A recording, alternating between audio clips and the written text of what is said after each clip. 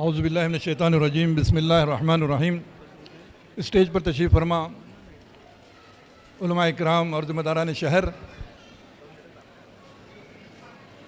اس وقت میں تو صرف سننے کے لیے آیا تھا علماء کرام کو اور ماہرین معاشیات کو، لیکن مجھے کچھ کہنے کے لیے کہاں حکم دیا گیا ہے تو میں مختصراً بھٹکل کے بارے میں آپ کو کچھ معلومات فراہم کروں۔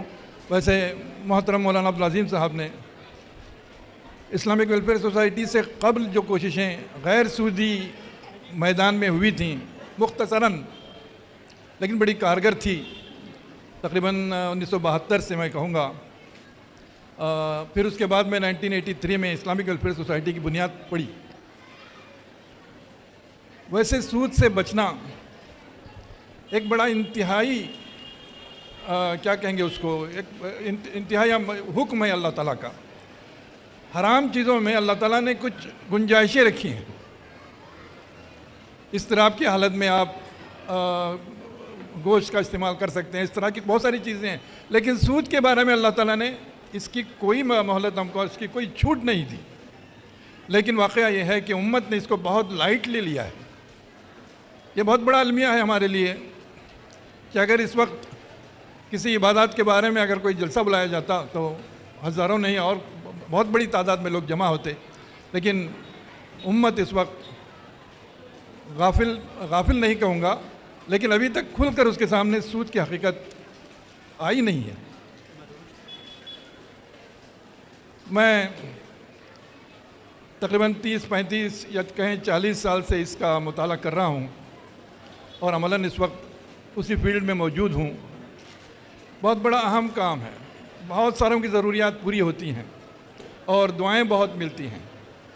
ویسے ہم کہیں، میں صحیح صاحب سے کے لیے بھی یہی کہوں گا کہ بالکل ابتدا میں ہمارے یہاں اس کی کچھ بھی اہمیت نہیں تھی، لیکن اللہ تعالیٰ نے اس کو جو بنیادی ممبران جو ہیں اس کا خلوص کام آ جاتا ہے اور بات آگے بڑھتی ہے۔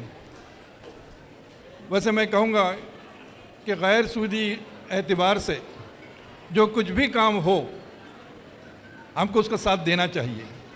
ویسے ہم کچھ کر سکتے ہیں یا نہیں کر سکتے ہیں یہ بات الگ ہے۔ میں ایک مثال کے طور پر آخر میں یہی کہوں گا کہ مصر کے بازار میں جب حضرت یوسف علیہ السلام کو نیلام کیا جا رہا تھا، ان کی خریداروں کی بہت بڑی لائن لگی ہوئی تھی، بڑے بڑے دولت مند حضرات اس میں بولی لگانے کے لیے کھڑے تھے، لیکن اس میں ایک بڑھیا بھی تھی۔ لوگوں نے بڑھیا سے پوچھا کہ اتنے بڑے بڑے لوگ اس کو خریدنے کے لیے جمع ہے تو تم کیا کر سکتی ہو؟ تو بڑھیا نے ایک تاریخی جواب دیا تھا کہ یوسف علیہ السلام کو میں خرید سکوں یا نہ سکوں، لیکن ان کے خریداروں میں میرا نام بھی شامل ہوگا۔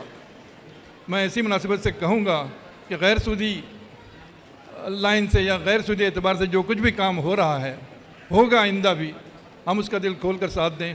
ہماری علماء کی بستی ہے، میں نوجوان علماء سے یہی کہوں گا کہ وہ آگے بڑھیں۔ اس وقت ماشاءاللہ ملیشیا میں بھی ہمارے لوگ پڑھ رہے ہیں اور باہر بھی اسلامی بینکوں میں ہمارے بہت سارے نوجوان کام کر رہے ہیں۔ میں ان سے خود ملتا ہوں، میرے اپنے بچے بھی اسلامک بینک میں کام کرتے ہیں، تو بہت سارے نوجوانوں سے میں ملتا ہوں تو بڑے خوش ہیں۔ اللہ تعالیٰ ان کے کاموں میں برکت دے، اور سعید صاحب کے لیے میں بھی یہی کہوں گا کہ آگے بڑھیں، اللہ تعالیٰ آپ کا راستہ آسان فرمائے۔ وآخر دعوانا ان الحمدللہ رب العالمین۔ السلام علیکم۔